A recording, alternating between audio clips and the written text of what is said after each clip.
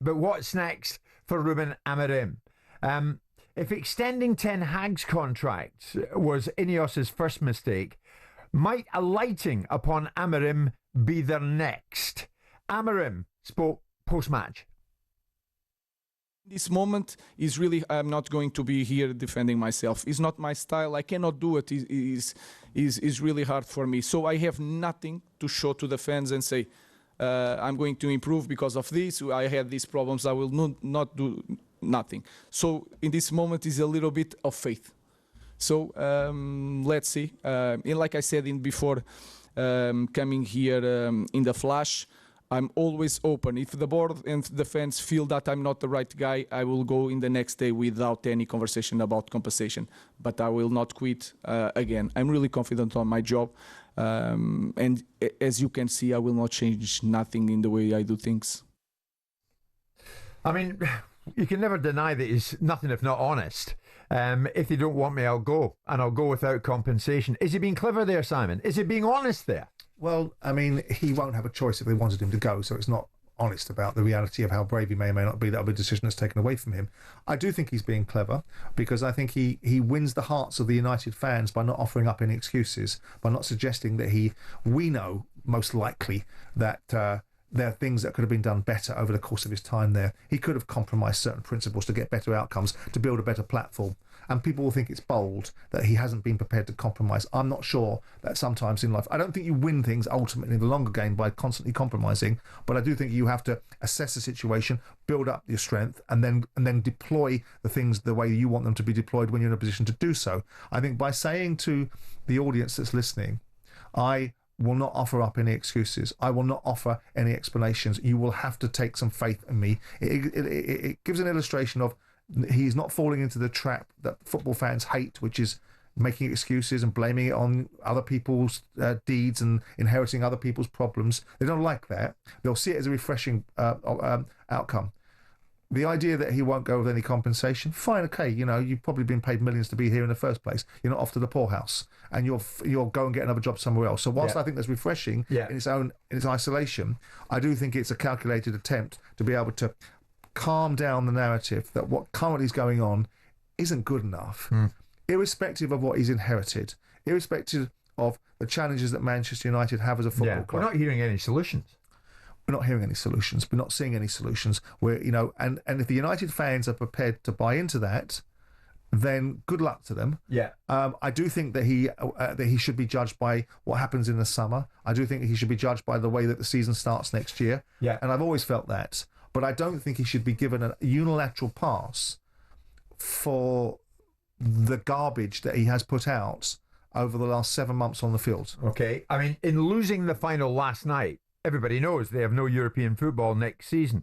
So how do they rebuild a squad on the basis of that?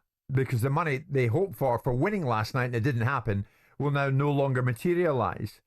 Now, this is all the more relevant, is it not, when you hear what Sir Jim Ratcliffe said to Gary Neville recently.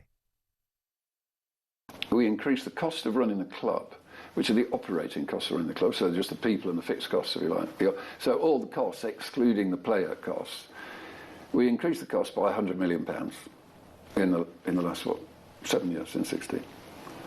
And the player salary bill increased by £100 million. So that went from 150 to 250, this went from 170 to 270.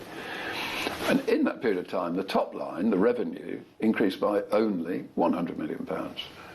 £270 million deficit. So you just finish up with a situation which is on television. It doesn't work. If every year you spend more money than you earn, ultimately that's the road to ruin. And unfortunately, and it's not until we mentioned it a couple of times today, it's not known, Manchester United would have run out of money at the end of this year. November this year, the club runs out of cash. And when he said that, everyone's jaws dropped. Yeah. Are we still in that situation? Do we believe that? Do you believe that? Well, I never believed it at the time. And I said it at the time, it was nonsense. What is staggering to me is that when you are a leading figure on a listed security, which Manchester United are, they're listed on the New York Stock Exchange. and you make statements that are likely to be patently untrue or to be slightly misrepresentative, because one of the things that Stefan Borsten did yesterday was bring in the statements that Man United themselves had said about their financial position and how much money they had available to them. Yeah. And it was a completely different position to the one that Jim Ratcliffe said in that interview.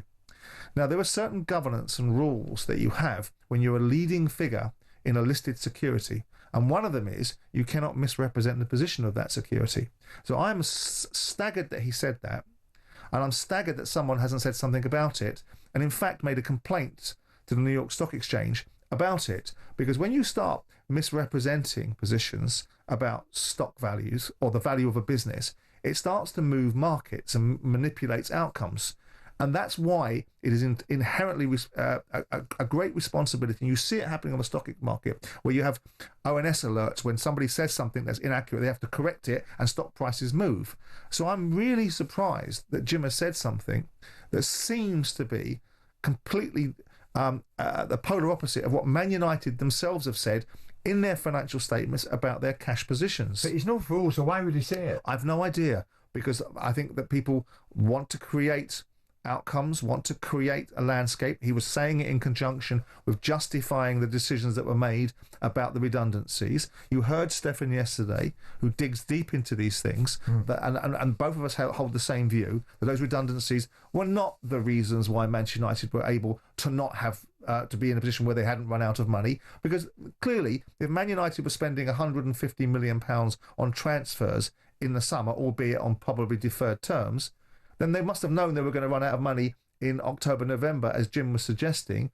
But that seems to be completely at odds with the statements that Man United have put out, suggesting their position. So when you've got a leading figure, a major shareholder, talking about a listed security on the New York Stock Exchange, suggesting things that don't seem to be right, I am staggered by it.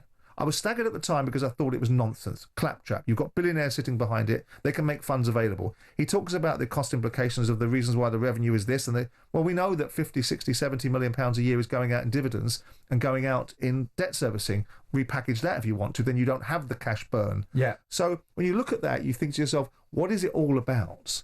What is going on inside Manchester United that enables these people to say things that seem to be away from the reality, but also to make decisions like the Ten Hag appointment, to prevaricate around keeping Ten Hag, then to take him back into situation, give him a new contract, expand the liability on the contract, bring Dan Ashworth in, spend all your time trying to get Dan Ashworth, argue with Newcastle about the fact they should be letting him go to a bigger club, then binning him off 5 months later.